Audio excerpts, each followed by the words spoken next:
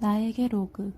이 두 사람에 대해서 그동안 미국 사람들은 정말 너무 오랫동안 이 부부가 온갖 매체들의 모습을 드러내고 어떻게 살아갈지도 알고 있고 이 아이, 이 집에 딸이 어떤 아이인지 알고 이런 맥락에서 이 책을 읽을 때 느껴지는 이 상실의 그 감정에 빠져드는 정도하고 한국에서 존디디오는 잘 모르겠는데 라고 생각하는 독자 입장에서 이 글을 읽을 때하고는 약간은 좀 차이가 있긴 하다. 그게 살짝 난관이에요. 맞아요. 이렇게 방금 말씀하신 것처럼 이제 미국에서는 너무 유명하고 다들 알고 있고 그 명석하고 진짜 반짝반짝한 작가가 맞아요. 사실상 이 글에서는 헛소리를 하고 있는 거거든요. 계속 헛소리를 하고 있는데 그 명석한 사람이 하는 헛소리이기 때문에 더그 모순적인 감정이 쓰인 건데 한국에서는 잘 모르잖아요. 누구신데? 예, 그래서 저도 고민 중이에요. 상실이 어떤 내용을 다루는지 번역가님이 소개해 주시겠어요? 예, 이 책은 조인 디디온이 40년을 함께한 남편 존 그레고리 던이 있는데 그 사람이 심장마비로 갑자기 세상을 떠나요. 그래서 그 후로 1년을 기록한 메모이자 회고록 같은 책이에요. 흥미로운 점은 이 남편의 죽음뿐만이 아니라 같은 시기에 혼수 상태에 빠졌던 딸이 있는데요. 퀸타나라는 딸이 있는데 그 딸의 투병 과정이 겹쳐 있다는 거예요. 그래서 진짜로 감당할 수 없는 슬픔 앞에서 지극히 지성적이었던 작가가 어떻게 마술적 사고에 빠져드는지 그리고 그 과정을 어떻게 통과해 나가는지 어떻게 그 사람 안에서 녹여나가는지 그런 것들을 아주 세세하게 또 치밀하게 보여주는 작품입니다. 제목 이야기도 해야 될 것 같습니다. 이 상실이라는 책의 원제가 진짜 기가 막힌데요.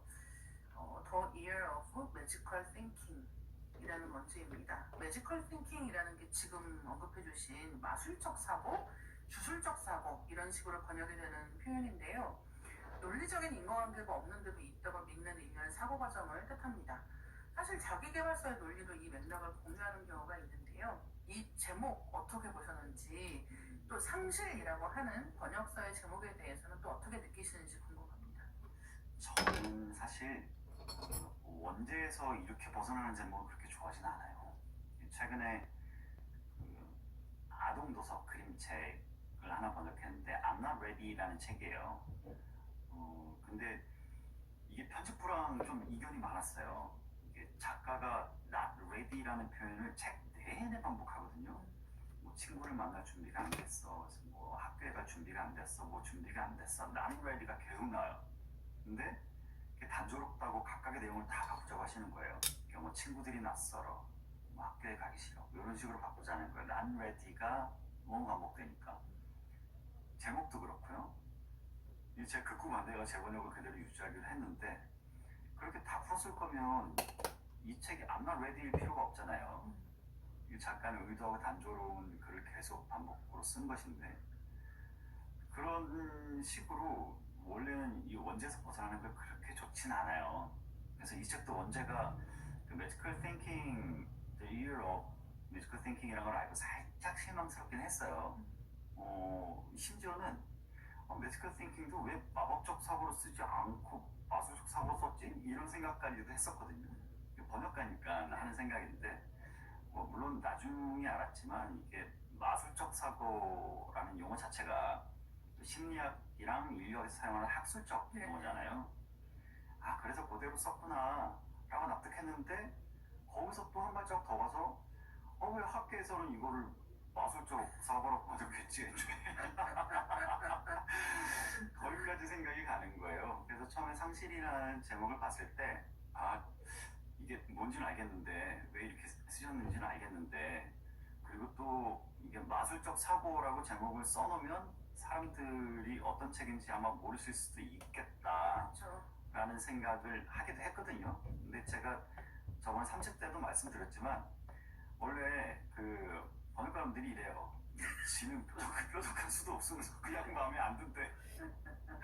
이게 뭐 뾰족한 수는 없어요. 근데 어쨌든 제 취향의 제목은 아니었다. 네.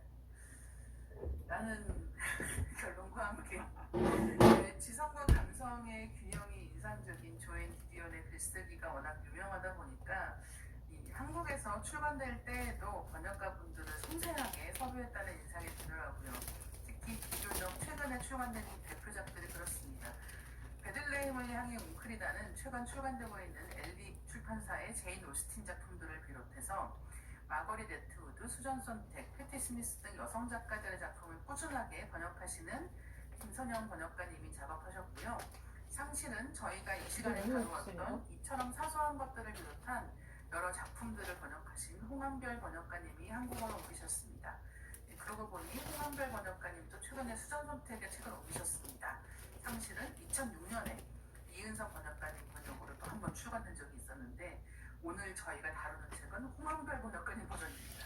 이런 여러 가지 인연이 있는 그런 책인데요. 책 번역 어떻게 되셨어요? 일단 박수부터 치고 잘 아시겠지만 제가 성원로 번역가님 이야기를 자주 해가지고 제가 개인적으로 워낙 애정하는 번역가님이시고 번역 너무 좋아요. 번역 정말 훌륭하게 잘하셨고 제가 얼마 전에 그 팝업 그룹이라고 번역 그룹이 있는데 거기서 하는 자리에서 뵐 기회가 있었어요. 그 주최하시는 분이 제가 홍원로 번역가님 좋아하는 거 알고 네. 번역 자리 나와라 그러셨는데 일 때문에 못 나왔거든요.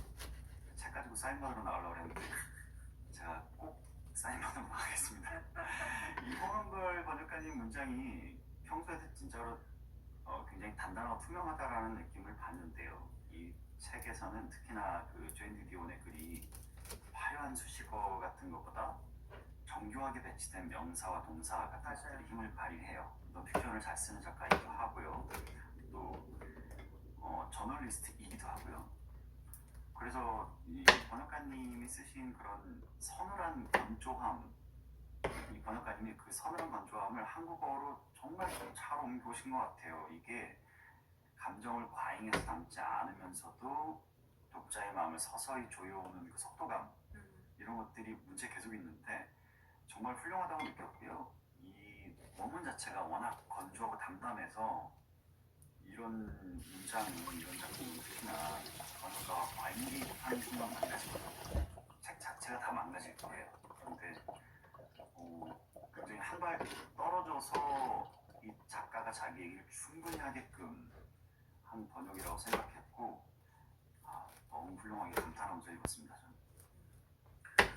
진짜 말씀해주신 것처럼 너무 이 감정을 더 끌어올리는 뭐 불을 지르는 방식으로 하면은 안 되는 책인데 그 적당한 거리를 잘 지키셨다라는 생각이 들고 말씀해주신 그 단단하면서도 투명하다라는 게 딱 맞는 번역이 아닌가라고 생각을 했습니다. 가까운 사람이 죽고 나면 글 쓰는 일을 하는 사람은 애도의 과정에 대해 글로 쓰고 싶다는 생각을 하는 일이 많은 것 같습니다. 일단 저도 그랬는데요. 근데 그렇게 쓰는 것도 아무나 하는 일이 아닌 것이 죽은 사람을 글로 만들어버리는 그런 느낌이 어딘가 껄끄럽기도 하고 너무 복잡하거든요. 이게 거리감 확보가 안 되어서 그런가 싶다가도 오늘 오프닝에 언급한 롤랑 바르트의 어머니나 조인 디디온의 남편 같은 경우는 또 거리감 확보가 불가능한 상황을 글로 남긴 거기 때문에 또 누군가는 이 과정을 쓰고 있다라는 생각이 드는 거예요. 조인 디디온이 남편의 죽음에 대응하는 방식은 그가 살아있는 것처럼 생각하는 것이었는데요. 죽은 사람이 죽지 않은 것처럼 떠올리는 순간들의 언어가 너무 아름다운 거예요. 번역가님께 특히 와닿은 부분은 어떤 대목인지 여쭤보고 싶습니다. 저는 읽으면서 정말 여러 번 울컥했어요. 책이 신파도 아니고요. 정말 담담하고 건조해요. 그런데 특히나 저처럼 이제 배우자가 있고 또 자식이 있는 사람의 입장에서 봤을 땐 이게 어떤 심정인지 너무 잘 알겠거든요. 이 매지컬 띵킹을 의도적으로 하는 그 심리를 너무 잘 알겠어요. 이게 처음엔 상상이 안 되는 거예요. 지금 1초 전까지 나랑 밥 먹던 사람이 갑자기 1초 후에 죽었어. 내 인생에서 소거됐어요. 그런데 이 사람은 그 소거됨을 머리로는 받아들이면서도 최대한 그것에 반항하기 위해서 저항하기 위한 방법들 필사적으로 찾잖아요. 이 명석한 머리로. 근데 그게 한편으로는 자학처럼 느껴지고 굉장히 잔인하다는 생각이 들면서도 나라도 저러지 않을까? 쉽게 말하면 현실 부정이잖아요. 자기가 현실 부정하는 과정을 그렇게 치밀하게 글로 기록한다는 것 자체가 얼마나 고된 일이었을까 싶은 거예요. 감정적으로.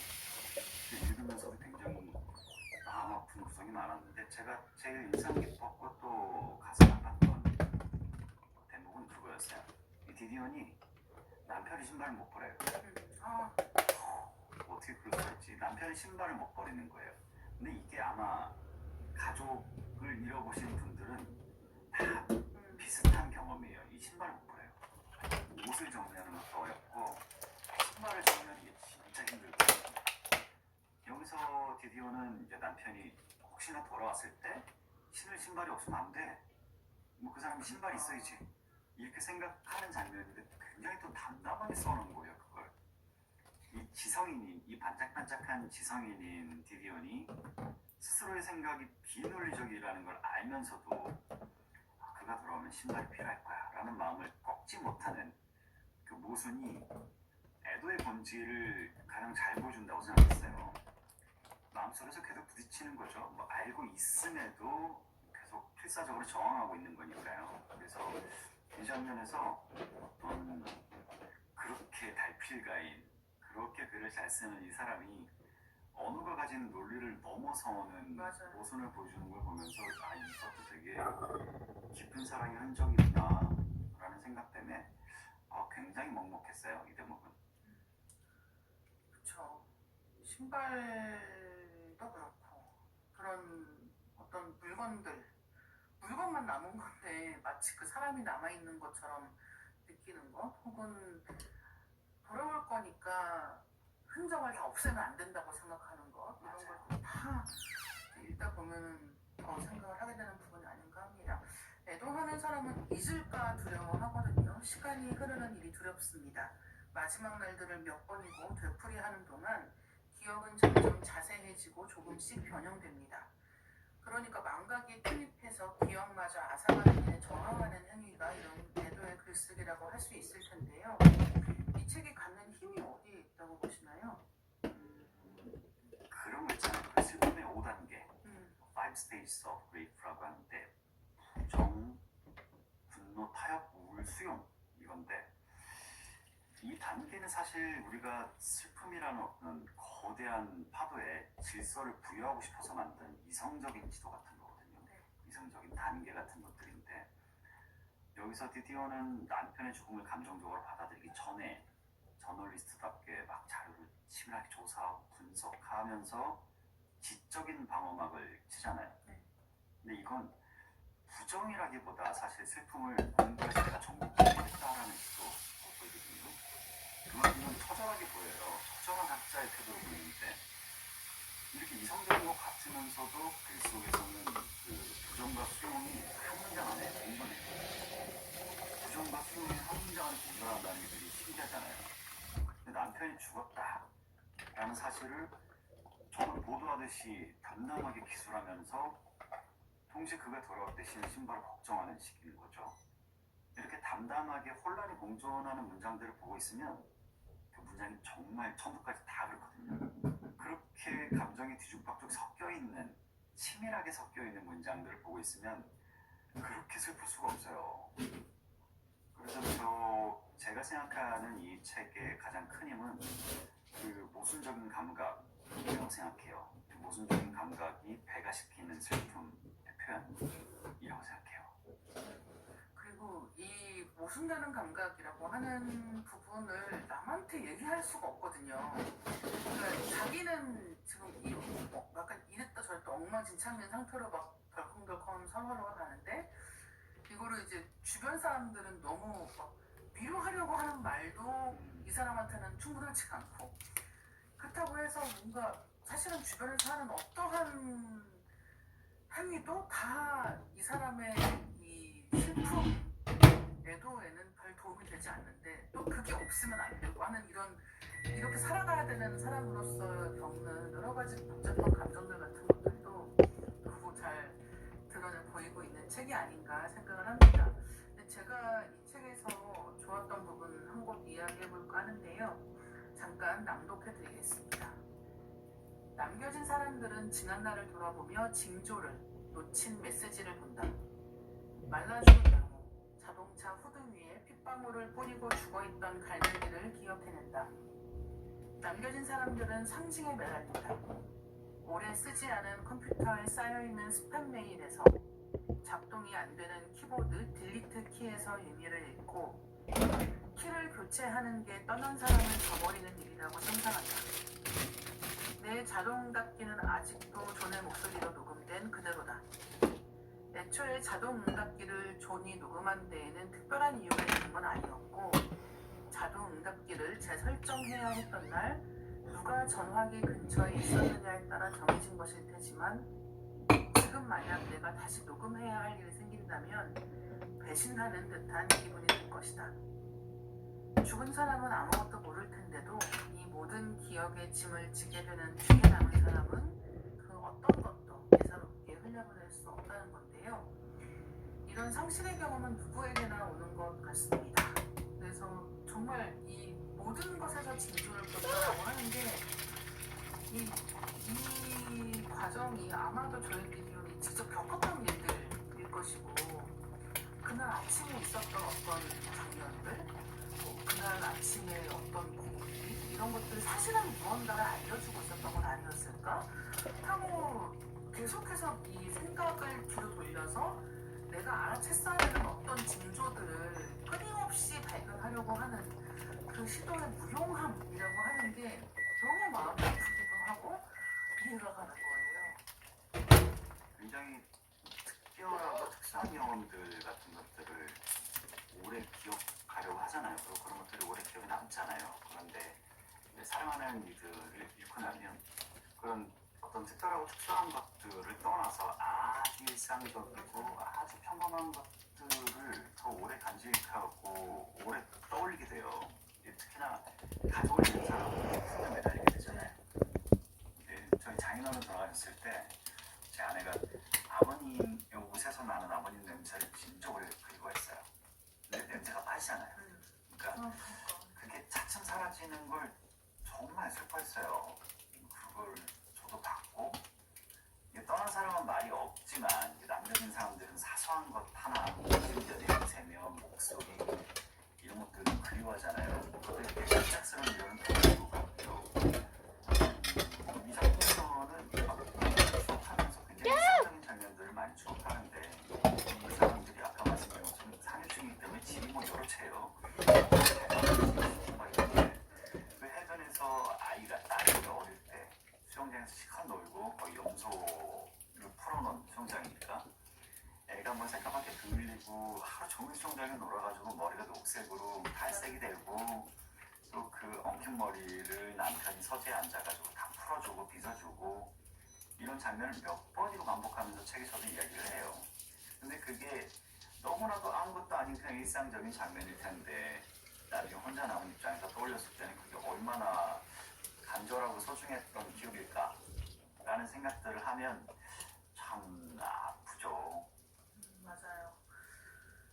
그런 장면들이 정말 많아요. 이 책에서 딸 결혼식 때 남편하고 딸이 주고받은 문장을 돌이켜보는 순간이라든가 그런 때도 마찬가지인 것 같고 아주 일상적인 순간들 그 다음에 아주 특별했던 순간들에 대해서 정말 끊임없이 계속해서 되돌려서 생각하고 떠올리고 기록하고 하는 과정을 거칩니다. 그리고 이 기억이 점점 희미해진다라고 하는 것에 저항하는 방식의 글쓰기라고 생각을 하거든요. 그래서 지금 적지 않으면 언젠가 이것들이 기억에 사라질 것이고 기억이 사라진 것은 이제 없어진 것이 되는 것이기 때문에 어쨌든 내가 기억하고 있는 동안 더 써둬야 해라고 하는 그런 마음이 이 책이 된 게 아닐까라고 생각을 하게 됩니다.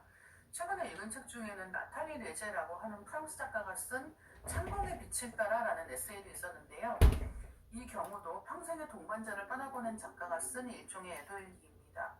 관계가 좋았던 사람뿐 아니라 사실 관계가 좋지 않았던 사람을 떠나보내는 데에도 시간이 필요하기 마련인데요. 이 시간은 혼자 있고 싶으면서도 혼자 있어서만은 또 안 되는 그런 시간이 아닌가 합니다. 상실의 고통을 겪는 사람을 위로하는 번역가님의 방법이 있다면 어떤 것일지 여쭤보고 싶어요. 있을까 싶어요. 사실 저는 아버지 돌아가셨을 때 제 첫 책에도 썼었는데 아버지랑 사이가